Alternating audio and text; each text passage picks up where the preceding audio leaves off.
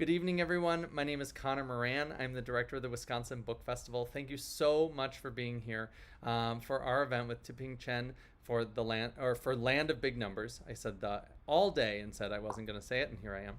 Anyway, we are also Yes, we are also joined by Anatoly Detweiler from the University of Wisconsin in the Center for East Asian Studies, where Anatoly teaches Chinese literature and film. Thank you so much, both of you, for being here tonight. And thank you to everyone at home who is watching.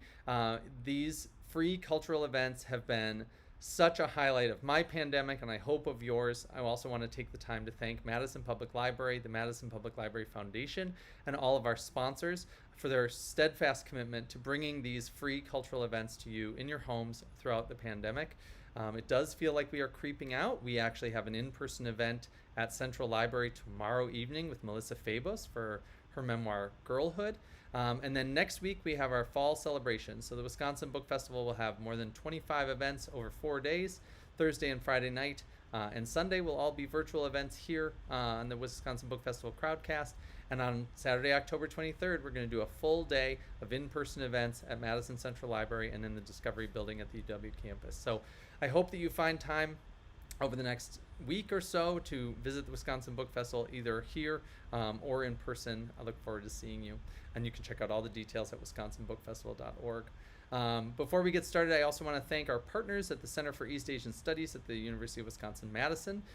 Because of the partnership that we're starting tonight for this wonderful book, the Center for East Asian Studies and the Wisconsin Book Festival are going to provide all of you with free copy of the book. Once I'm done speaking, I will turn on the link. It'll appear under your video as a little green button. You just sign up, and our book selling partners at A Room One's Own Bookstore will send you a free copy of this book free of charge. So I hope that everyone takes advantage. This book is incredible, and you should all read it. And then you'll have the free money to buy it and give it to a friend as well. To Ping, thank you so much for being here tonight.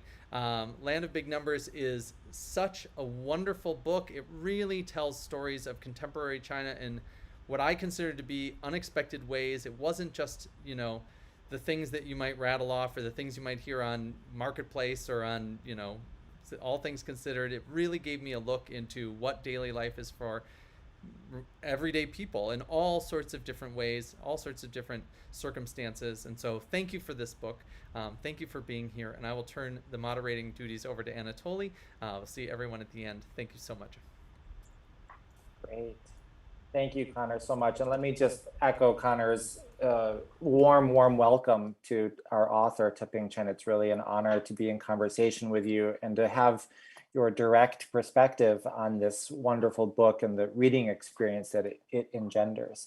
So I thought I would just start with a really kind of background question here, asking you to maybe tell us about your relationship to the Land of Big Numbers. And by this, I both mean the book itself and how you came to write the book, but also to the China that the title represents in one way, or the Chineseness. So how did you come to write the book, and kind of what is your long-term relationship with this place and culture and people? Oh, wow. That's an enormous question. Well, first of all, I want to say thank you so much for having me to the center for the book festival, Connor. And yes, thank you so much for moderating. I'm really excited to be here and have a chance to share. And thanks for everyone tuning in. I don't even know where to start with that. Just a little bit of context, I guess, for folks who don't know me. I was born and I was raised in Oakland, California. So I'm ethnically Chinese, but was raised in the States. And I think for me, in some ways, the starting point for this book is really just the fact that I was raised in an ethnically Chinese household, and in one that took being Chinese tremendously seriously, but also at that point, by the time I was born, was already quite removed from the country. I like to think of my family as having come from sort of the losing side of Chinese history on both sides. On my dad's side, they were members of the Kuomintang, which lost to the communists during the Civil War. On my mother's side, they were sort of intellectuals that had likewise mostly left the country. And yeah, for a lot of my childhood, I went to bilingual school. I did the Saturday school, calligraphy, kind of whole nine yards kind of thing. But it was really it was growing up with a sense of China being this mythic place that had belonged to my grandparents, and that for me almost, it never quite felt like a real place. I mean, not surprisingly, like having not been there, but it also was just talked about in such a way that um, it was the kind of, I was a kid who grew up reading books and loving libraries and stories and storytelling, and China just felt like, in some ways, the most mythic place of all. And so it was really not until college that I got to actually go to the country. In high school, I remember telling my dad that I wanted to go to China, and um, I was a pretty outspoken teenager and had a lot of political views, and my dad was like, "No way, you'll go and you'll shoot your mouth off and get in trouble, land in jail." And so it was really like sort of a tug of a war, but I wanted to go, and in college I finally did go. This was 2006. It was pre-Olympics, and I just remember arriving and feeling so lost, and really having the sense I was living out. So I was living in Beijing, and it was sort of way out in kind of the suburbs. And it was winter. It was deathly gray. It just looked like Mars. And it was a country that did not in any way, shape, or form resembled, the place that I had been raised hearing so much about. Because of course, the country that my grandparents had left had so radically changed. And I'd grown up hearing about the hutongs of Beijing, these old traditional neighborhoods, some which appear in the book, and the sort that my grandmother had been raised in, and wandering around looking for them and seeing they were mostly, had been destroyed or were being destroyed in the run-up to the Olympics. And so yeah, that was my first kind of entryway into the country. And then I kept going back. I mean, sort of almost despite myself, because I had had such a difficult time there. But it was also just compulsively fascinating. And by the time I left, I had more language skills and also had this strong sense, again, sort of despite myself, of wanting to know more about the place. And finally, it wasn't until I spent some years living in different parts of the country, in Chengdu and Harbin, and finally went back to Beijing in 2014 as a reporter. And that was when I started to really think about the country in a different way, and where a lot of sort of the kind of scenes and themes that come across in the book, for me, really started to become more dimensional, more animated, because just, in my role as a reporter, it was a lot about traveling the country, trying to understand, what made the place work. And for me also, it helped to, I think, remove that layer of like really strong emotional, like visceral reaction that I'd first had when I went. And yeah, I mean, I kept writing stories for the Journal, the Wall Street Journal, which is the paper I was working for. And at the same time started to write these stories too, because, as I think you would also say, having spent time, I mean, there's just such a small fraction of what, you ultimately read in a newspaper that really, I think, conjures up the place in a real way. And so in writing the book, and the title, Land of Big Nose, I hope, it's not, of course, to the fact that that's principally what people think of about China as a place of abstractions, but also, the hope is with the book to bring people in and see things on a more granular human level. Great. So thank you. And that's actually really anticipating my next question, kind of a follow-up, but really drilling into the title itself. So, when I was in school in the aughts, and especially started going to China a lot around the same time you did, a classmate of mine once, I think, really efficiently observed that a lot of the coverage of China in Western media, like the New York Times, could be boiled down into one of three basic observations: that China has a lot of people, that it's a big place, and that its society is complex. But then this book, in some ways, it doesn't dwell on scale, or at least not in the same way that a lot of media does, that is kind of thinking about the level of the nation state. I mean, this is really a personal and intimate book. Sometimes it really has the feeling of we're sitting alongside of you and people watching, and you're telling us kind of what these people's histories are, what their relationships are like, what their internal feelings are, and so on. So the title of the book, The Land of Big Numbers, it's drawn from a story where it's not an engagement with skill, but rather the abstractions of financial capital and speculation. So the big numbers there are the monetary stakes of speculation. But insofar as the larger title inflects the way that we read all of the stories, not just the one within the collection, where is the land of big numbers, either as a real place or as an imaginary place? And what do you mean by the phrase? Yeah. I mean, I think on one level, in some, yeah, it's sort of intended to be a little bit of a playful reference, just again, riffing off the fact that that is principally how people think of it.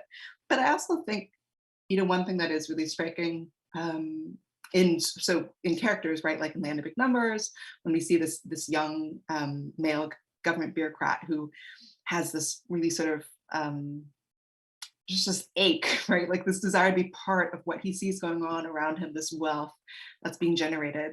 I think for a lot of people in the book, and for a lot of folk that you'll encounter in the country, it's, like any other place, China has its own mythology and the sense of being part of a place that's much larger than you, right? There's a moment in one of the stories when you see the screen and there's this ad and it's a bit dystopian, and you have these two characters there sort of watching all this happen. And one of the taglines is like, doesn't it matter that you're one of a billion plus? It doesn't matter you're one of us, right? Like, I think there's a way in which being part of that identity of being Chinese, this, colossity, that is so important, not just obviously, in the countries, but globally, right? Like that's a really strong sense of consciousness that permeates people's day-to-day lives. I think obviously increasingly over the past decade plus that we've seen as China has grown bigger and more important on the global stage. I think all that can seem in some ways like for the character in Land of Big Numbers, especially through a financial lens, an economic lens, exciting, right? And it's something to really, in his case, latch onto and want to be a part of. But in other cases, that sense of identity too can be oppressive. It can be something that doesn't, it can feel alienating as well. And I think in this book too, we see characters that feel locked out of kind of this bigger totality of the country, or at least don't quite see how they fit in. So yeah, I mean, I think it's sort of the title hopefully, sort of reflects both the way that readers outside the country and to an extent also readers within it, are also sort of confounded by sometimes the enormity of the place and what it means to be connected to it. Yeah, I love the fact that you mentioned readers outside of the country, but also really characters and stories based outside of the territorial area of the People's Republic of China, right? Several of the stories are set in the United States, right? So in that way, the Land of Big Numbers is not just a place on a map, but also kind of identity and a subjectivity and a relationship between an individual or a family and this, as you say, this kind of myth of China, right? Yeah, absolutely. Which is wonderful. I mean, can you say a little bit more about why you included these stories that are set outside of China and kind of what place they have within this larger imagined geography of the collection?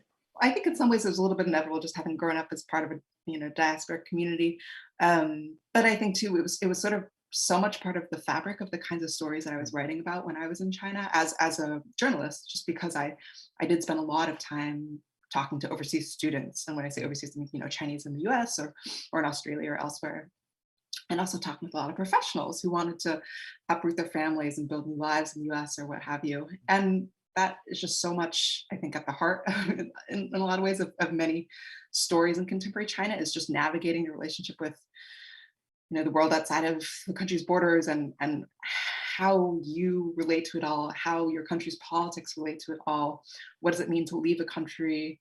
Where your loyalties lie? Like, how do you build up an identity in an entirely new place? And those, it's, I think, also to me, just this incredibly fascinating, just rich kind of language for fiction when you have, as we see in the book, folks, some immigrants are incredibly well educated, right? Really cosmopolitan, have this global sense, wind up in America which is of course a place that is much romanticized and mythologized in the same way that we see China from the US. And when they arrive, that same way that they have to reorient themselves and think about and sort of confront the ways that their ideals in the country doesn't quite measure up to what they'd imagined before going. And yeah, I liked in some ways just the mirror image of that, right? Like that way that people are disoriented in both coming and going to the country. Yeah, and again, you're giving me all this great kind of conceptual language, which really accords with my experience of reading it, which is one of the best things about talking to an author. So you just mentioned mirror image, and I want to come back to this because I think there's a lot of mirroring that's happening in many of the stories in different ways. But just one more follow-up question here then on scale, and back to this title. These stories are not just case studies that kind of give a statistic a face and make it palpable or feelable. In some cases, they are sort of portraits, right? Almost randomly drawn, again, like we're people watching. But in other cases, it seems that the stories slip into a more allegorical mode, where, for example, in one of the stories, a relationship between a son and a father. This is, again, in the title story. A relationship between a son and a father seems to symbolize a pivot from an earlier generation that was kind of ideal, held certain political ideals about achieving freedom and maybe democracy alongside economic liberalization, right? The kind of 80s moment. And moving to a new generation, the son's generation, that is way more cynical about politics, entirely focused on kind of personal enrichment and so on. So in many instances, it goes from kind of descriptive, right, into thinking more about, well, what is the symbolic resonance here in these personal stories? Can you say something about kind of allegory as a mode in your work? Yeah, I think in some ways, yeah. I mean, it wasn't a deliberate thing in the right that sort of went about in the writing, but it just kind of came, I think, inevitably because so much of what the book really is grappling with. I mean, a lot of it, of course, is intended, to be portraits, just sort of to take you there, to transport you there. But also for me, writing these stories, many of the stories I'm thinking particularly of New Fruit, Gubeko Spirit, Land of Big Numbers is absolutely one of them too. Just me trying to grapple with some of the questions that had really presented themselves to me, just, not just as a reporter, but also as someone living in China. I think there's a certain set of questions that ends up, I think, undergirding a lot of people's day-to-day experiences in China. And a lot of contradictions that you see, whether it's about political memory, like in New Fruit, or about questions of freedom versus sort of safety that we see in Gubeko Spirit. And in the case of Land of Big Numbers, I think, the characters, yeah, I think you're absolutely right. They in many ways are intended as sort of representatives of these two generational ways of seeing the world, which, so you have the younger generation, which in the case of the main character, really he's an idealist. He's a total idealist, right? Like he loves certain brands and certain, and certain rappers and certain high-end forms of liquor. Like he, sees them with such a degree of adoration and just like, he absolutely does have a sense of idealism too, but it's a complete reverse of what came before, right? And that was something that came through really strikingly in a lot of the conversations that I was having as a reporter, just, talking to kids who were born in the 90s and, would have VPNs, right? And they would have VPNs so they could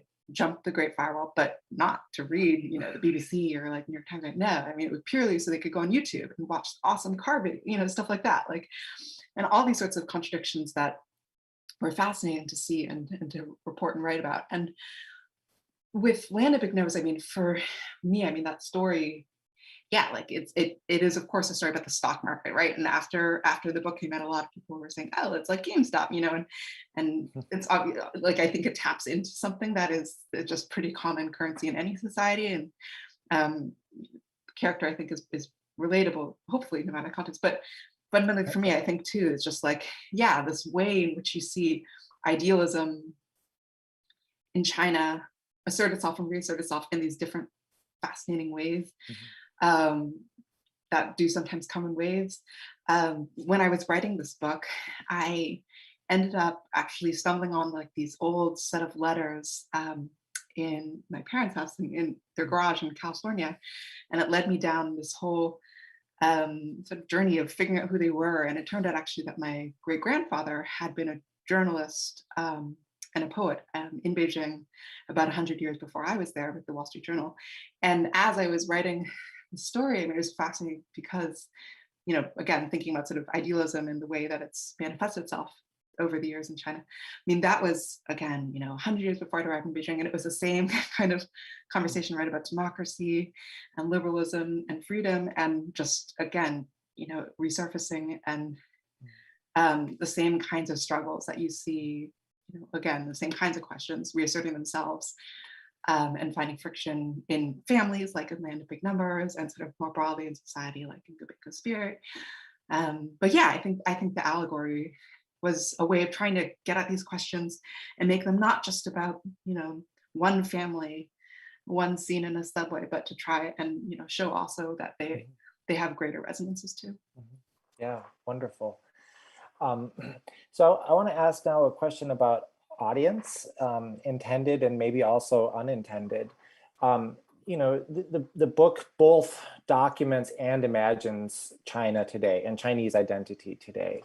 And I think, it probably is very accessible for someone who has had very little direct experience in China or with Chinese culture. I can testify that it's very relatable to a reader who has more experience with the subject. I mean, I've spent a lot of time in China, and I just find so many details in here totally realistic, and they really trigger a lot of memories for me. But did you write the book with a certain kind of reader or audience in mind? Yeah, it's a good question. It's the kind of question I always have trouble answering, because it's sort of, when I can tell you, when I was writing these stories, it was really for me like, I mean, one, like not having any idea that anyone ever would read them, right? Like I was writing them in the morning in Beijing on my couch before going to work in the mornings. It was truly like, I kind of talked about what brought me to writing the book. And I think, that a lot of that backstory is to say also, I had spent a lot of time, feeling and sort of wrestling with a lot of questions about the country, obviously as a reporter, spending time, just reporting and traveling and speaking to a lot of people, but also like I think for me, I had this real sense, and this maybe is a little bit about, I guess it's just sort of the kind of writer that I am, but I found myself, I think in the years that I had been in China, long before I was a reporter, just feeling like almost like I kept accumulating all of these images and details and sort of overheard snippets of conversations. And, I would keep notebooks of them, and they kind of drove me crazy, like that I had so much material in some ways. And I think this, like any reporter would feel the same way, right? Like you inevitably end up amassing just like notebooks and notebooks that never make their ways into stories. But partly maybe because I had the feeling that it was such an incredible privilege and like a rare thing and a rare moment, obviously in Chinese history, to get to be there and be a witness, more so now, especially now that we have seen so many reporters get kicked out of the country. Like I think in some ways, like the thing that I wasn't thinking, I guess, which is just to say, like, I wasn't thinking so much about audience and more just like feeling like I just needed to get these stories down in some ways, like, and really once I was starting to write, like it was just this feeling of catharsis and relief and just above all, really writing the stories for me, which is I feel like not really answering your question, but is what it was. It was just trying to kind of exercise in some ways. Yeah. But I mean, I will say, like, to try And answer your question, I mean, even if I wasn't like sitting there thinking, oh, okay, like this is how I'm going to address audience, I will say probably what comes across in some of the texts that you're talking about in terms of it being accessible and things like that. I think that's just reflex at this point for me, or had been reflex at that point, working as a reporter, because you are trying to always write for, for both those audiences, right? People who know the country intimately and people who don't have any acquaintance with it. Mhm. And so I think inevitably that probably also helped shape fiction writing as well. Mhm. Yeah. So a follow-up on the same topic. I mean, while I was reading it, I had to keep reminding myself that the book is originally written in English and not written by a Chinese author and then translated into English, in part because there's just so much kind of native level knowledge. And it's also very reminiscent of some of the best work that's coming out by Chinese authors that's getting translated into English, like Yan Lianke, for example, or Yu Hua. So, which leads me to kind of reflect a little bit about language here and reciprocity between English and Chinese. I mean, it strikes me that either in the original or in Chinese translation, this book couldn't be published in China because of its treatment of kind of so-called politically sensitive subjects and so on. And so, in some sense, the book couldn't be read by the characters that we're looking at, right? Into whose lives we're peering, and kind of a general readership in China, right? So, in other words, when we pick this book up, we're handling a de facto one-way mirror that gives a portrait of its subject. So I guess just out of curiosity, have you heard from any Chinese readers who read the book in English?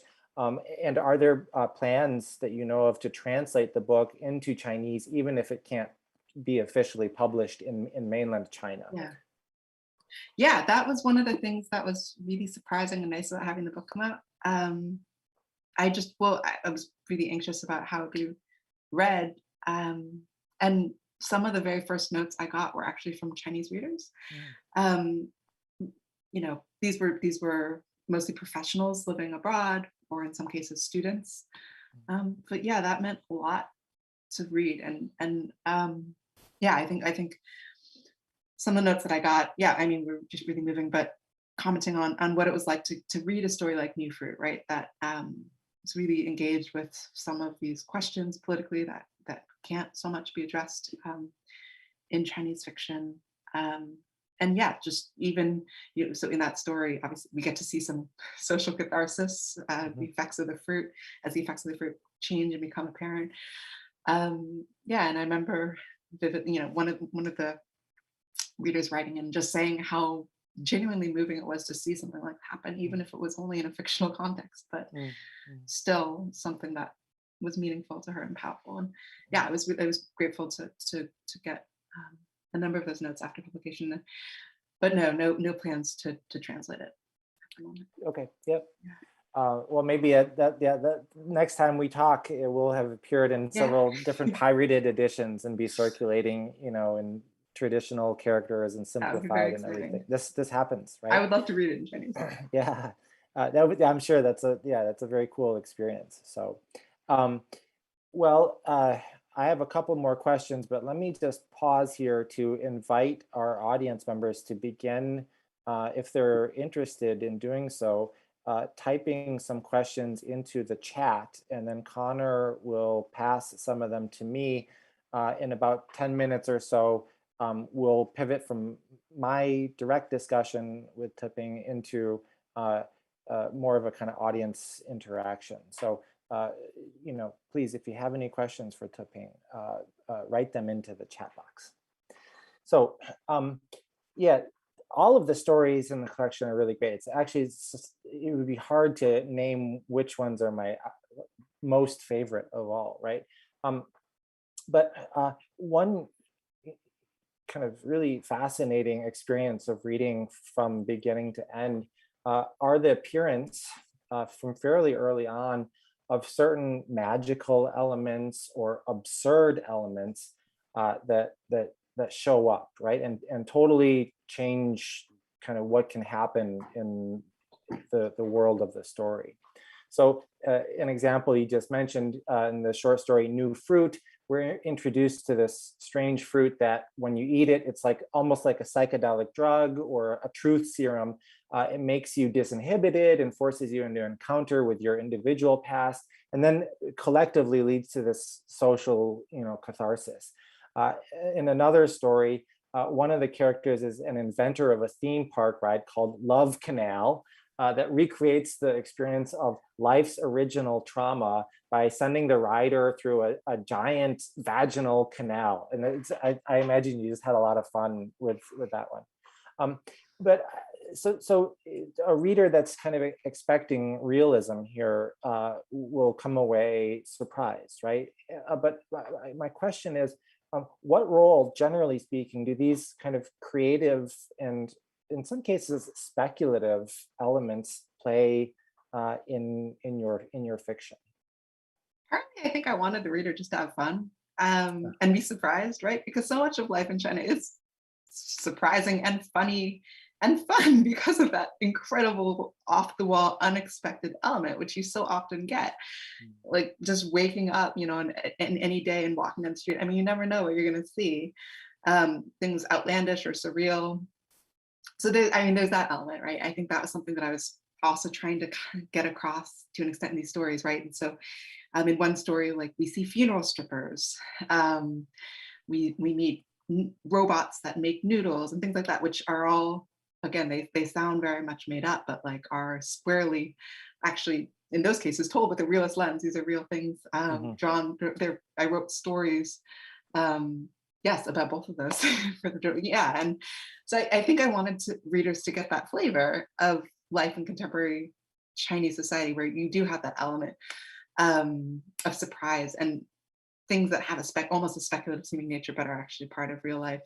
And I think too that magical realism as a device as well, kind of like we were talking before, just ended up being a way to explore some questions that otherwise I think would be harder to get at. And in some ways I think, you'd have to be a little bit more literal about it, or like something maybe a bit more heavy-handed, I think, in some ways. And I think just as, instead of getting into sort of some kind of like weighty sort of telling, looking back in a really literal way at the Cultural Revolution and Tiananmen, and having characters having to, grapple in life in a different way.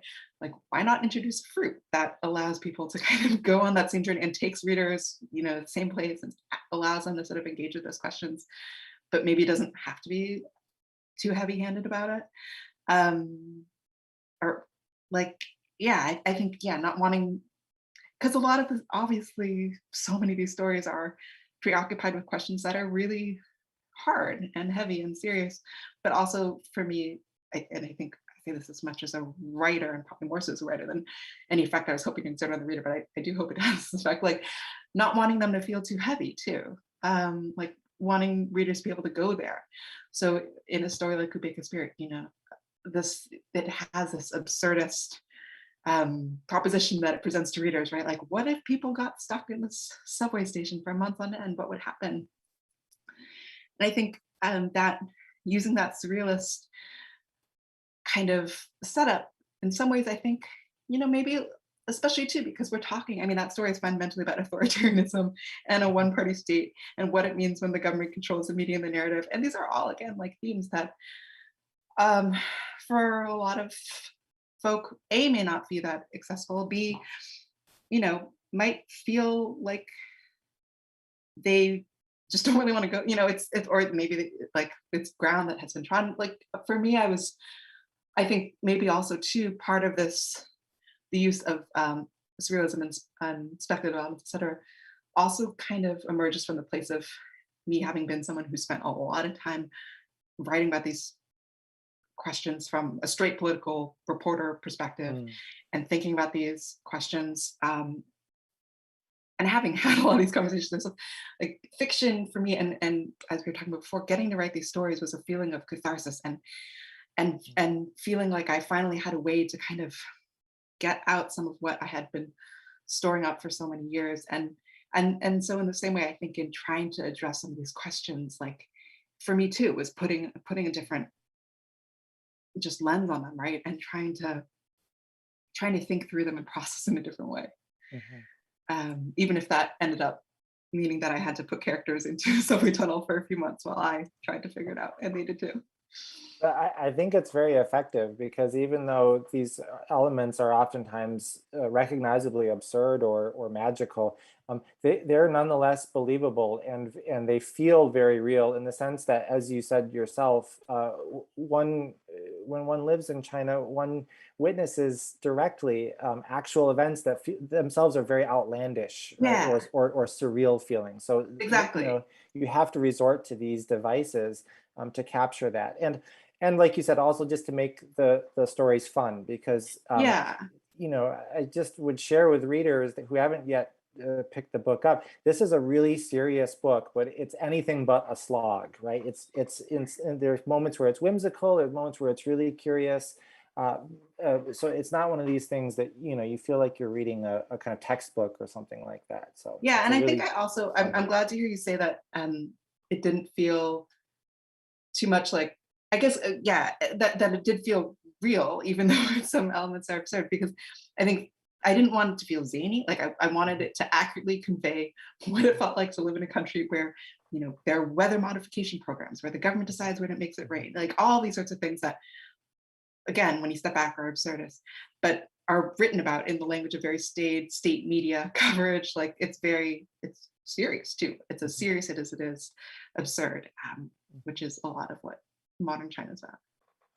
Well, maybe I'll just ask one question or two more. I think Connor may be collecting questions. So Connor, if you're ready, you can start filtering them my way. But let me just do one more here. So let's go back to the first story in the collection, Lulu, which begins with a birth of twins, one boy, one girl. And I think this really foretells a major leitmotif within the collection, that is the relationship between men and women, and also this kind of mirroring device that I think is just so interesting and such a point of play for the text. Um, and oftentimes it's looking at these relationships and showing us the very different social and personal conditions that men face and that women face.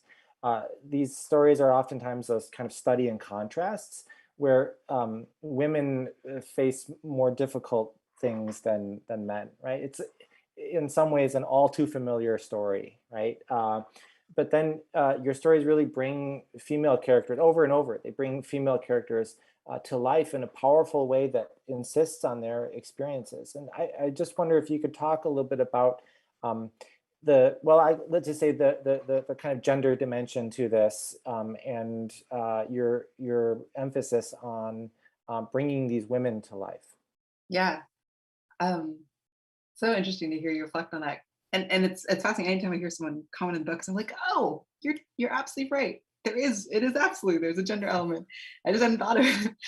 I was being interviewed by by a British reporter about the book, and he's like, oh, it's all about class. And I was like, oh, I had no idea, And later he's like, oh no, it's just because I'm British. I just bring that one's everything. But yeah, it's a Rorschach test. But I think you're right. Of course, the book features characters of both genders who are situated very differently.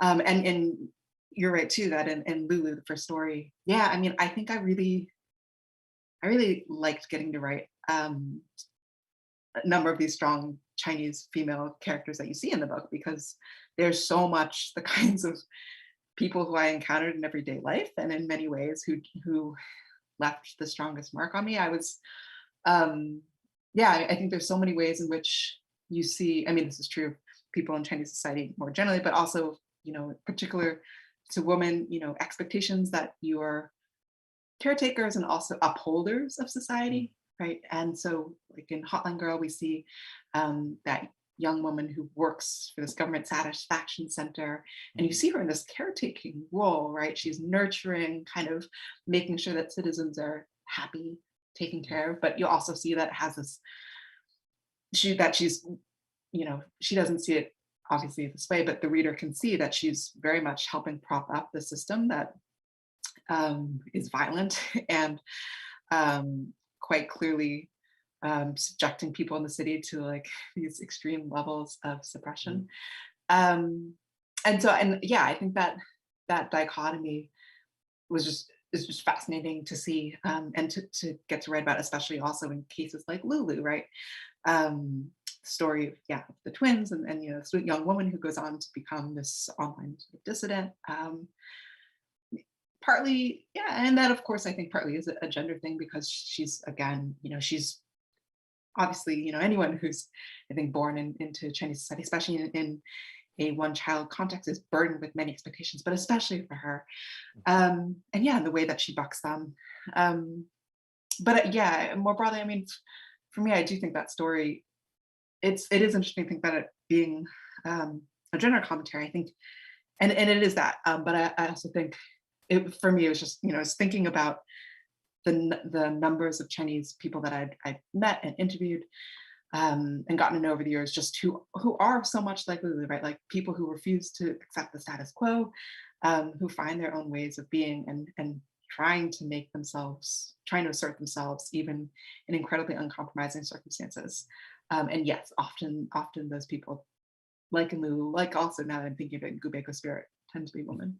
Yeah, yep. Sometimes the women have a more sharpened sense of justice or maybe injustice than the male characters. Or less to lose. Yeah, yeah. Great. Well, so let me now turn to some of the audience questions, which are supplied by Connor. So the first is from, I apologize as a blanket apology for mispronouncing names, but Nia Gibson. Which of the stories was the hardest for you to write, and did that piece touch on some difficulty in your experience with China?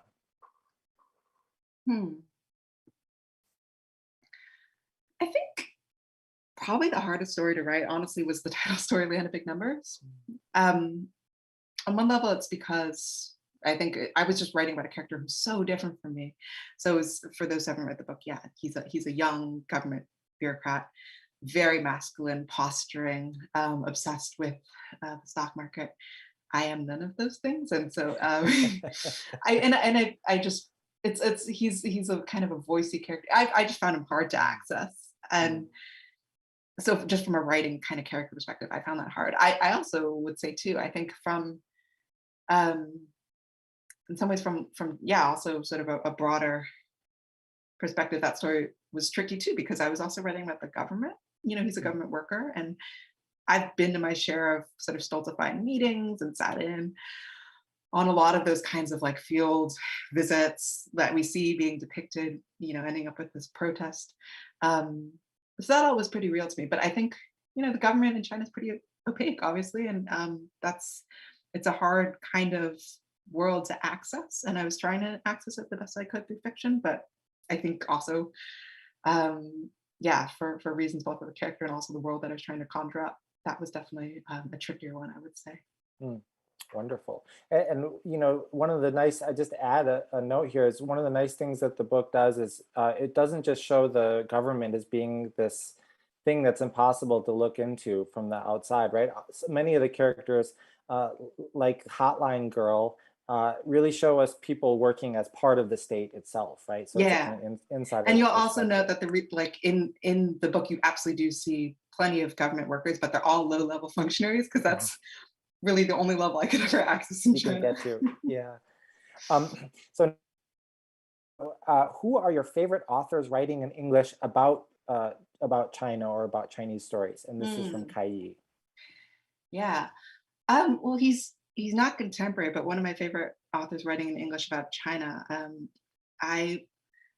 Well, Lin Yutong, yeah, he's just a beautiful, beautiful writer. And some of his observations obviously are a little dated at this point, but also if you read through My Country, My People, which is a book I often recommend to folk, it's just astonishing how many of them also read exactly as though they could have been written today. I love Yan Goling, some of Yu Hua's work, like The Seventh Day, the kind of way that a number of Chinese authors, do mix headlines and real world events with magical realism and a sense of just, I think, you talked about sort of allegory, and I think that's something that comes across strongly in a lot of writers. Those are some of the ones that come to mind. Great. Next question. Do you feel or fear that publishing this book will limit your ability to travel back to China? Yeah, it's a good question. I do. I think more generally, I'm just aware that I would not be going back to China anytime soon for reasons totally independent of this book, but just because, as many of you might know, my colleagues at the Wall Street Journal were kicked out of China. And so, yeah, I mean, I wouldn't really be able to go back right now, which is really sad. And I try not to think about it. But yeah, and it also is, further makes me feel lucky for having been able to be in the country and be an observer and to write these stories when I did. Mm. And just as a point of curiosity, where are you coming to us from now? Now? Yeah. Oh, I'm in Philly. Oh, okay, yep. Yeah, which Yep. has surprisingly really good Chinese food. So that has been a really exciting thing about coming back to the States and discovering. Great. Next question. So from Steve Holmes, who writes, almost all I know of contemporary China is from the media and a bit of study of 20th century history. That's why I'm excited to read your book and wondering what else you might recommend to the end of better understanding modern Chinese life. I feel like actually you'd probably be in a better position to offer some reading recommendations for me. Before we hopped on this, but I was saying, God, you're so much better than I am. Yeah, I mean, I often like to recommend. I mean, I think it's always tricky to say, oh, read fiction as a primer for real life, but I do think there is something to be said for obviously for reading fiction, in other words, which is all just me trying to preface the fact that I often recommend science fiction. I like to recommend Ken Liu's translation of there's a compendium of short stories that he's translated, Broken Stars, which I think is wonderful. That's a nice introduction for folk. Yeah, I recommend. That's definitely like one of the starting points for me.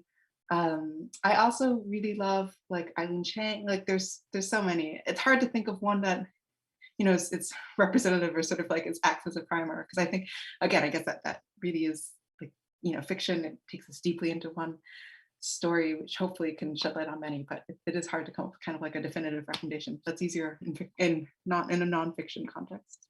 Well, I'm glad you mentioned Eileen Chang. I was going to ask you whether she had influenced your work. I mean, there are a couple of stories where the scenario or the focalization really reminded me of some of her best short stories. I mean, she was the kind of master of the genre of the short story, right? But a story like Sealed Off, where in wartime Shanghai, you have this kind of tableau vivant of different urbanite characters who are kind of thrust into this situation when everything pauses during a bomb raid. And so they're kind of people watching one another, and then they're having these encounters, and there's some absurd elements and all these great details. And I just had a kind of parallel experience reading some of your stories. So that's so nice to hear. Yeah, a great recommendation for others to, if they've read your work and they want to kind of read more, Eileen Chang would be a good place to turn next. Yeah, and of course also plenty of writers who, like I just finished Ye Chun's Howl, which is a collection that's just come out, which I thought was also wonderful. Yeah, and many more besides. Yeah, great. So another question is, because you are based in Hong Kong, will you write anything set in Hong Kong? And what would this Hong Kong look like? What a good question. Oh, wow. Well, I haven't thought about writing about short fiction in Hong Kong for some time now, partly because I think I'm just so sad when I see the headlines. So but I can say, before things took the turn that they did politically, I was writing a short story about Hong Kong, which I set aside, but it wasn't at all a political story, but it was about the fact that in Hong Kong, you can only be interred for so long. So, and only certain people are accorded the right to be buried, which I always thought was just fascinating because, of course, Hong Kong is a very land-strapped society. And so I remember at some point reading through government press releases, reading through some of the debate about who was allowed to be buried and for what period of time they could, like, their remains could lie in the earth. One, I think it just, it spoke to me as a potential story because it has this sort of absurdist flavor to it, of course, laced with bureaucracy and this argument about who gets to be buried and for how long. But there was also something a little bit poignant to it too. And I think also just spoke to some themes about, what it, like permanence, right? Like in Hong Kong is a place where you can't, land is leased. Like, what does it mean to own something? And it's of course even more poignant if you see it through, the political context of a society where things aren't grounded, right? And that things are changing, and the things that you think you own can so quickly be revealed, to be in fact someone else's possessions. Or so I think that's the kernel, at least, of a short story that I was working on, and maybe we'll pick up again. Yeah. Yeah, and I love that as a topic. I can't wait to read that story. And somehow it's reminiscent of the final image in the story here, the field notes from a marriage, right? Where she's in this kind of third tier town or city. And then as she's being driven through it, she sees this piece of land, right? Which is in this big development where the people living in the house refuse to be dispossessed of their land. And so they're occupying their own space, but they can't leave it because if they do, it'll get bulldozed over. So the kind of intensity of spatial politics is really foregrounded there, and also very much in Hong Kong. Yeah, and even more so in Hong Kong, right, where land is so contested and it is so much denser, and just everything in that seen through that lens is so much more fraught. Mm. So next question about one of the many Chinese terms which appear sometimes in translation and sometimes in transliteration in the collection. Where does the word you chose for your new fruit, 奇果, come from? Yeah, that was just a peculiar fruit. It's a literal translation. So yeah, nothing too remarkable behind it. Though I mean, just to further flesh out the picture for you. So chigo is a peculiar fruit, and in this case, the fruit being written about was very much. If you like look up a picture of like Beijing nectarines, that's what the chigo was intended to represent. It's a very literal description of a particular kind of fruit, like that's sold in the Beijing markets in the summer and is addictive and delicious, and up until the point when people start to eat it and have these sorts of visions, matches almost word for word exactly what the fruit is like. Mm. Well, and it's very interesting how it could also be translated as strange fruit. So somehow there's this resonance with the Billie Holiday song, and yeah, I mean, there's just so many layers of meaning, and it really makes these stories worth rereading. So it's not just a one-time experience. Another question. So it's another one asking for recommendations. You can see your text is kind of a gateway drug for more reading about China. Do you have any recent, however you want to define recent, reads that you could recommend to us? Any short story collections that you've particularly enjoyed? Yeah. Let's see, short story collection. One that came out this year that I loved was The Rock Eaters by Brenda Pinato. And it also has sort of a transnational element to it, and also some surrealist elements. More generally, I mean, when it comes to short story collections, I always recommend Carmen Marie Machado, Meili Malloy, who's one of my favorite authors. And yeah, George Saunders, I think, different intervals, you can see some of those influences come through in these stories as well. Good. And then our final question from the audience, we'll just have a kind of personal note here, is do you have any favorite comfort foods? And was there any one thing that you craved throughout the pandemic? Comfort foods, I mean, noodles. Yeah, absolutely, hands down. And so I ate a lot of them in China. You'll see many references in the book to noodles. I did have the pleasure of puncturing the book with some of my favorite foods. And the other, I will say, which also comes through in the book and is a fun Easter egg for anyone who knows me, is potatoes. That was one of, we talked about all of the many things that struck me about coming to China. Potatoes was one of them. I grew up in a completely, sort of like a Cantonese context in Northern California. The cuisine is very different. And coming to China, I really maxed out in potatoes. Like there's Yunnan potatoes and sort of like the Disanshian that you can get. Potatoes also make an appearance in the book in various culinary contexts. And since having, moved back to the States and during the pandemic, obviously, and very sadly, I don't have the same access to the wonderful like yu being that I loved so much in Beijing. So I instead have been eating a lot of potato chips because I'm in Pennsylvania and there's a lot of potato chips.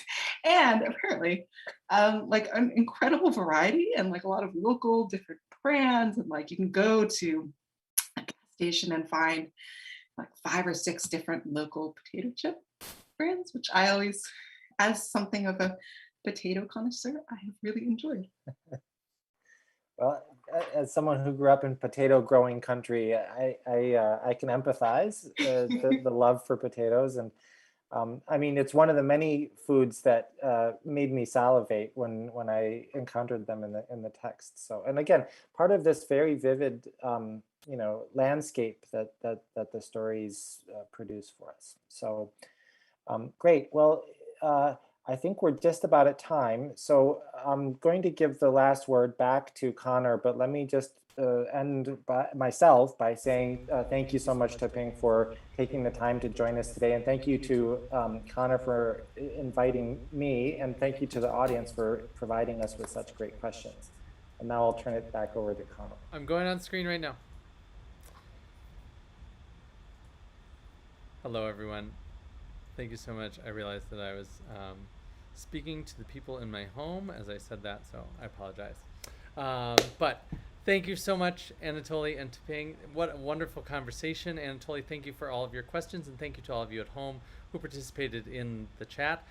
Tuping, the book is just remarkable. Thank you so much for this. I'm so glad we had more than 100 people show up tonight, and I hope that they all sign up to get copies.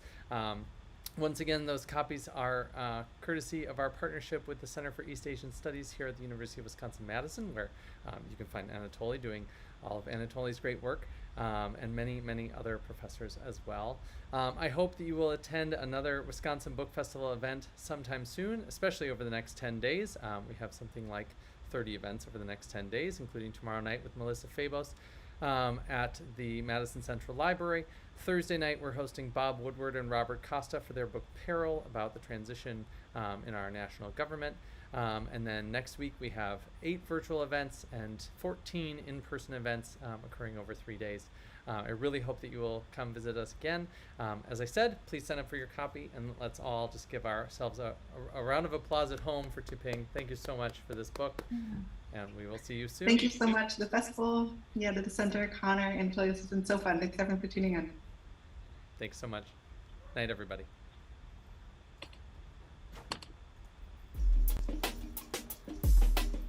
Thank you, Anatoly. Yeah, thank you. That was awesome. That was